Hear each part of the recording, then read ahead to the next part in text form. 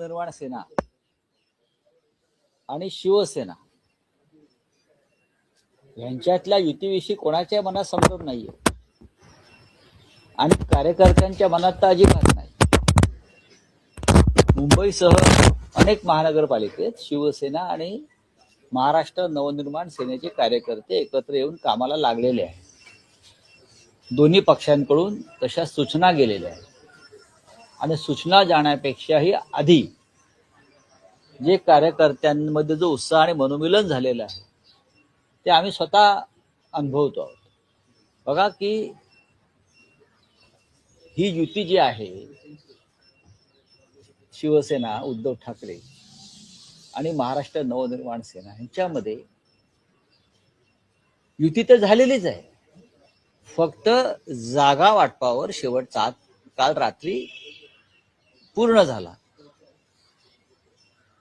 आता राज आणि उद्धवजी यांनी एकत्र येऊन या संदर्भात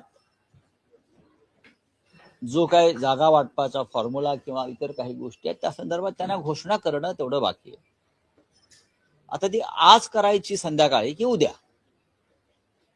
याच्यावर आम्ही आता निर्णय घेऊ. पण आजपासून नॉमिनेशन म्हणजे उमेदवारी अर्ज भरण्याची सुरुवात झाली आहे. खरं आहे, ही निवडणूक प्रक्रिया आज सुरू झालेली आहे आणि त्याच्यामुळे आता आम्हाला फार वेगानं काम करावं लागेल. नाशिकमध्ये चर्चा आटपलेली आहे, पुण्यामध्ये विषय संपलेला आहे, कल्याण डोंबिवलीतला विषय संपलेला आहे, ठाणे आणि मीरा भाईंदरला सुद्धा हा विषय आम्ही जागा वाटपाचा संपवल्यामुळे आता इतक्या 7-8 महानगरपालिकांचं काम करताना थोडा वेळ लागतो.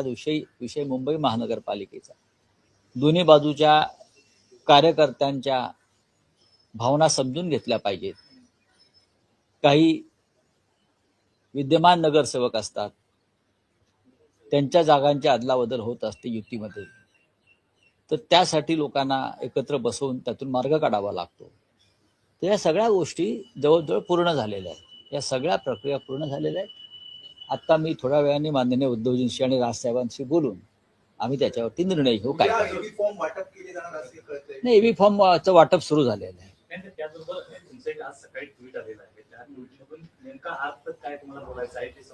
काय तुम्ही सांगा ना, सांगा ना.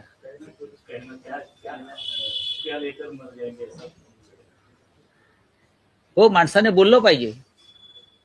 मग शेवटच्या टप्प्यात 2 चमचे पाणी भरताना अरे अरे माझं हे बोलायचं राहून गेलं, ही राष्ट्रीय समस्या आहे.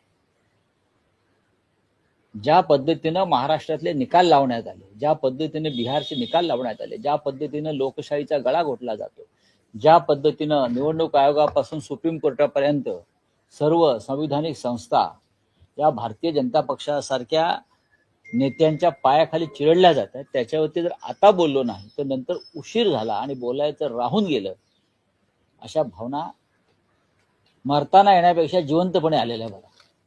आमच्यासारखे लोक जिवंतपणे लढत आहेत, कारण आम्ही मुर्दे नाही आहोत. आणि जिवंत माणसं 5 वर्ष वाट बघत नाहीत. हा देश मुर्द्यांचा नाही, जिवंत माणसांचा देश आहे. महाराष्ट्र जिवंत माणसांचं राष्ट्र आहे. रावसाहेब, आपण म्हणाल की आज संध्याकाळी किंवा कदाचित उद्या ठाकरे बंधूंच्या युतीची अधिकृत घोषणा होऊ शकेल किंवा तसं चिन्ह युतीची घोषणा म्हणण्यापेक्षा जागा वाटपा संदर्भातली घोषणा युती झालेली आहे. पण त्यात असं म्हणतात, अशी माहिती मिळते, राज ठाकरेंचं असं मत आहे की जोपर्यंत जागा वाटप पूर्ण होत नाही तोपर्यंत युतीची अधिकृत घोषणा का राजसाहेबांनी तुम्हाला अधिकृतपणे हे कळवलंय का? मला वाटतं नाही. राजसाहेबांनी असं काही केलेलं नाहीये. राजसाहेब आणि उद्धव साहेब आम्ही सगळे एकमेकांच्या संवादामध्ये आहोत आणि त्यांचं म्हणणं चुकीचं काय आहे? जर त्यांनी तशी भावना व्यक्त केली असेल तर चुकलं का? की जागा वाटप पूर्ण झाल्याशिवाय कुठली युती जाहीर होत नाही ना. मग शिंदेची आणि भाजपची युती काढली आहे जाहीर करण्याची. अजित पवार आणि भाजपमध्ये अद्याप युती का डिक्लेअर झाली नाही? आमच्यामध्ये ही सगळ्या प्रक्रिया पूर्ण झालेल्या आहेत, एवढंच मी सांगू शकतो. रावसाहेब, त्यात माहीम, शिवडी, विक्रोळी, भांडूप असे जे मराठी भाषिक बहुल तुमच्याकडे चुकीची माहिती आहे. त्यात त्यात जागा वाटप आम्ही दोघेही आम्ही दोन्ही पक्ष एकत्र आहोत आणि मनापासून एकत्र आहोत. जागा वाटपासंदर्भात कुठेही ताणतणाव रस्सीखेच नाही.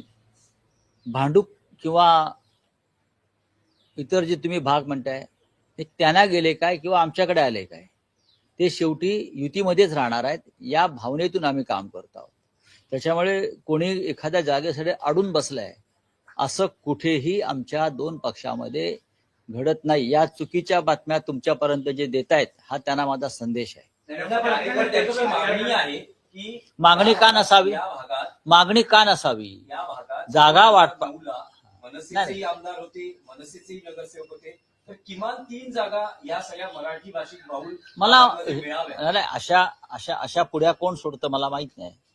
जागा वाटप अत्यंत फेअर पद्धतीने सुरू झालं आणि त्याच पद्धतीने ते संपलं. अनेक जागांवरती दोन्ही पक्षांचा कार्यकर्त्यांचा अधिकार असतो. एखादी जागा मनसेने मागितली असेल की आम्हाला द्या, त्यात चुकलं काहीच नाही, किंवा आमच्या लोकांनी हक्क सांगितला असेल तर काहीच. आमच्या 84 जागा निवडून आल्या होत्या. त्यानंतर 100च्या वर जाऊन पोहोचल्यावरती सगळ्यात जास्त अडचणी जागा वाटपात मोठ्या पक्षाला येत असतात. लक्षात घ्या, सगळ्यात जास्त अडचण भारतीय जनता पक्षाची होणार आहे जागा देताना. पण आमच्यामध्ये आणि मनसेमध्ये असा जागा वाटपावरून कोणताही विसंवाद नाही. जागा तुमच्याकडे राहिली काय, जागा आमच्याकडे राहिली काय, ती मराठी माणसाच्या युतीतून जिंकून येणं महत्वाचं आहे. कार्यकर्ते संभ्रमात आहेत. एवढं उदार धोरण एवढं उदार धोरण जर दोन्ही भावांनी स्वीकारलं असेल तर अर्ज भरण्याचा आज पहिला दिवस त्यात काय झालं? अजूनही युतीची अधिकृत घोषणा कशा करता पाहिजे? ज्या दिवशी वरळीच्या डोममध्ये 2 भाऊ एकत्र आले तेव्हाच युतीची घोषणा झाली. तुम्हाला चिंता कशा करता पाहिजे की आता का घोषणा नाही, उद्या का घोषणा नाही? करू ना, आम्ही ठरवू आणि तुम्हाला सांगू. तुम्हाला पाहिजे त्या तारखेला आम्ही करणार नाही. तुमचा अजेंडा मीडियाचा राबवणार नाही. आमचं जे शेड्यूल ठरलेलं आहे त्यानुसार आम्ही करणार. कार्यकर्ते म्हणतात 2017ची पुनरावृत्ती होणे अगदी शेवटच्या घटकापर्यंत होणार नाही. असं कार्यकर्ते काही म्हणत नाहीये. कार्यकर्त्यांशी आमचा संवाद आहे, सगळ्यांशी. कार्यकर्त्यांच्या मनामध्ये ह्या वेळेला कोणताही संभ्रम नाही. त्यावेळेला जे काय तुम्ही म्हणताय तेव्हा चर्चा सुरू झालेली नव्हती. तेव्हा सगळे हवेतले हवाबाण हरडे बाण होते. आता रिसर चर्चा, बैठका, जागा वाटप पूर्ण झालेलं असल्यावरती कार्यकर्त्यांनाही माहिती आहे कुठे काय चाललंय हे आपापल्या भागात. त्याच्यामुळे तुम्ही कार्यकर्त्यांची चिंता इतरांनी करू नये.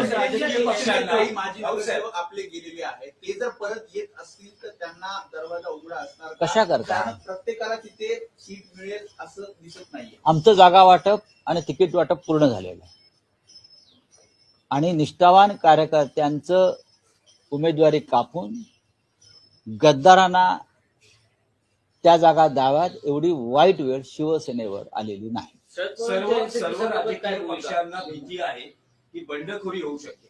त्यामुळे सगळ्याच राजकीय पक्षांनी हे धोरण स्वीकारलं आहे का की जागा वाटप किंवा अधिकृत घोषणा ही करण्यास थोडा विलंब करा? मला असं वाटत नाही. शिवसेना युबीटी मध्ये बंड होणार नाही. बघा, बंड कुठे होत नाही, बंड कुठे होत नाही. पण या वेळेला शिवसेना आणि मनसे युतीमध्ये अशा प्रकारचं काही घडेल असं मला वाटत नाही. शरद पवार साहेबांच्या पक्षाशी जयंतराव पाटील चर्चेमध्ये आहेत. ते आमच्या जे जागा वाटपातली आमची जी टीम आहे, स्वतः उद्धव ठाकरे साहेबांशी जयंत पाटील चर्चा करतात. काँग्रेस हा विषय बंद झालेला आहे.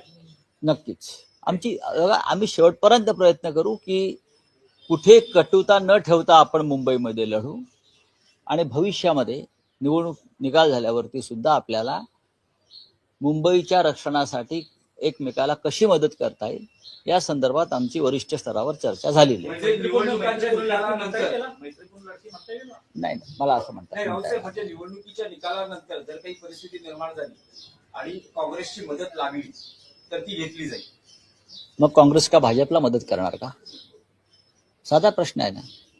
काँग्रेसची लढाई सुद्धा राष्ट्रद्रोही, जातंध आणि धर्मांध आणि महाराष्ट्र लुटणाऱ्या प्रवृत्तीविरुद्ध आहे. काँग्रेसला नगरपालिका निवडणुकीत चांगलं यश मिळालं, आम्ही त्यांचं अभिनंदन केलं. आणि जर काँग्रेसला काही चांगल्या जागा मिळाल्या आणि त्यांची आम्हाला गरज लागली तर नक्कीच त्यांची मदत घेतली जाईल. पण शिवसेना आणि मनसे युती व राज ठाकरे व उद्धव ठाकरे जेव्हा एकत्र आलेले आहेत तेव्हा आम्ही 100चा आकडा 100% पार करतो. दोन्ही राष्ट्रवादी या पुण्यामध्ये एकत्र येताना पाहायला मिळत आहेत. पिंपरी चिंचवडमध्ये आणि घड्याळ या चिन्ह एका चिन्हावर लागण्यासाठी आता बघा, हा त्यांचा प्रश्न आहे. जर उद्धव आणि राज ठाकरे साहेब एकत्र येत आहेत तर काका पुतणे एकत्र आले तर आम्ही का टीका करावी? जर आम्ही एकत्र येतोय घरामध्ये, कुटुंबामध्ये, भले राजकीय दृष्ट्या असेल, आम्ही राजकीय दृष्ट्या नाही, आम्ही भावनिक दृष्ट्या, तर ते एकत्र आले म्हणून त्यांच्यावर टीका करणं मला योग्य वाटत नाही. नाही. पण परवाच्या दिवशी राऊत साहेब तुम्ही एक असं मत व्यक्त केलं की अजित पवारांशी हात भाजपशी. म्हणजे भाजपला 100% आणि काँग्रेसकडे मदत. असं याबाबत माझं शरद पवार साहेबांशी बोलणं झालं, पण त्यांनी अशा प्रकारे काही घडेल म्हणजे भाजपशी हात मिळवणी केली जाईल याबाबत त्यांनी शंका व्यक्त केली. काँग्रेसच्या हायकमांडशी संवाद साधला जातोय, परंतु स्थानिक पातळीवरती तुमचं काही बोलणं सुरू आहे का? मैत्रीपूर्ण लढती आणि बघा, स्थानिक पातळीवरती आमची सातत्यानं चर्चा सुरू आहे. आमचे सहकारी आहेत महाविकास आघाडीतले. जर कोणाला वाटत असेल की महाविकास आघाडी तुटली, अजिबात तुटलेली नाही. महाविकास आघाडी कायम आहे. काँग्रेस, राष्ट्रवादी काँग्रेस, शिवसेना, डावे पक्ष हे सगळे आम्ही अजून एकत्र आहोत. महानगरपालिका, स्थानिक स्वराज्य संस्थांच्या निवडणुकीमध्ये अनेकदा वेगळे निर्णय घ्यावे लागतात. चला, धन्यवाद. काल सर्वोच्च न्यायालयाने माणिकराव गोपाल यांना ठीक आहे. दिलासा दिला. सर्वोच्च एफटीन फाईल बद्दल पृथ्वीराज चव्हाण आणि सगळं समोर आल्यानंतर सांगितले 350 जीबीचा हा सगळा डेटा. त्यातला किती आलाय? 2 GB झालाय. 300 वाटतं काही नावं 100% आहेत. ती दडपण्याचा प्रयत्न सुरू आहे. काही डील सुरू आहे ट्रम्प प्रशासनाशी, पण त्याला किती यश मिळेल मला माहित नाही. इटलीमधनं हद्दपार झालेला प्रकल्प आता कोकणात येऊ घातलेला आहे. उदय सामंत म्हणतात कोकणाचं डम्पिंग ग्राउंड झालेलं आहे केमिकल म्हणजे रासायनिक कारखान्यांसंदर्भात. प्रत्येक समुद्र असल्यामुळे बाजूला किंवा नद्या असल्यामुळे शुद्ध रासायनिक प्रकल्पांना त्याची गरज असते आणि सगळे जगातून हद्दपार केलेले रासायनिक प्रकल्प हे कोकणामध्ये डंप केले जातात. हे चुकीचं आहे. चला, चंद्रपूरमध्ये पराभवानंतर आता मुनगंटीवार खूप नाराज असेल. असं आहे की तो त्यांचा व्यक्तिगत प्रश्न आहे ना. पक्षाला ते कारणीभूत ठरतायत की बघा, सुधीर मुनगंटीवार हे पक्षाचे ज्येष्ठ नेते आहेत, ज्यांना आम्ही ओरिजिनल म्हणतो, 100 नंबरी सोनं, असे सुधीर भाऊ आहेत. पक्षाचा मूळ ढाचा आणि साचा काय आहे, विचार काय आहे, संघाचे स्वयंसेवक आहेत, त्याच्यामुळे त्यांची वेदना ही असणारच की बाहेरून आलेल्या लोकांनी पक्षाचा ताबा घेतलेला आहे आणि ते पक्ष चालवतात. ही एका सच्च्या कार्यकर्त्याची वेदना असते, ज्यांनी पक्षासाठी आयुष्य वेचलेलं आहे, ज्याने पक्षासाठी संघर्ष केलाय, लाठ्या खाल्ल्या, तुरुंगवास भोगला. अशा कार्यकर्त्यांपैकी एक सुधीर मुनगंटीवार, जे मूळ भाजपचे लोक आहेत विदर्भात, त्यात नितीन गडकरी साहेब आहेत, देवेंद्र फडणवीस आहेत, सुधीर मुनगंटीवार आहेत. त्याच्यामुळे त्यांच्या वेदना ह्या वेदनाच असणार ना. आपने इसे ट्वीट किया हुआ है जिसमें आप ये कह रहे हैं, हाँ? आपने जो ट्वीट किया है उसमें वो कह रहे हैं कि आपने जो कहा है कि अभी हमें बोलना चाहिए था वरना हम फिर चुप्पियां लेके मर जाएंगे. हाँ, क्या चुप्पियां ये इशारा कांग्रेस को लेकर है? सबके लिए है.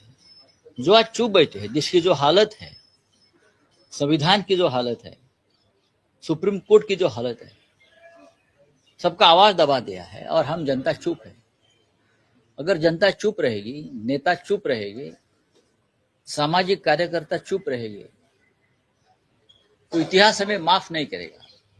और जब हम जीवन के आखिरी पड़ाव पर होंगे तो हमें ऐसा आएगा मन में, अरे अरे हमको बोलना चाहिए था, कुछ करना चाहिए था. तब समय निकल चुका होगा. तो ये समय है कि आज बोलो, आज संघर्ष करो और देश को बचाओ. क्या लगता है कांग्रेस को ये समझ जाना चाहिए आपका इशारा और आपके जो ठाकरे बंधुओं की युति उसमें शामिल हो जाना चाहिए? नहीं, ये इशारा उसके लिए नहीं है, लेकिन महाविकास आघाड़ी के कांग्रेस हमारे सबसे भरोसेमंद साथी है. अगर हमको बीजेपी का पराभव करना है, हराना है हमको, तो सबको एक साथ आना होगा. सर, राष्ट्रवादी कांग्रेस से आपकी चर्चा चल रही है, आप कितनी सीट? देखिए, जयंतराव पाटिल, शशिकांत शिंदे जी और खुद शरद पवार जी इस बारे में चर्चा कर रहे हैं और मुझे लगता है एनसीपी के साथ हमारा भी गठबंधन हो सर, जाएगा। आप अपनी युक्ति कब तक जाहिर कर रहे हैं? सबको कभी भी हो सकती है, सीट शेयरिंग को लेकर कभी भी हो सकती है। उसके आज शाम को भी हो सकती है, कल सुबह भी हो सकती है। Thank you. बाद-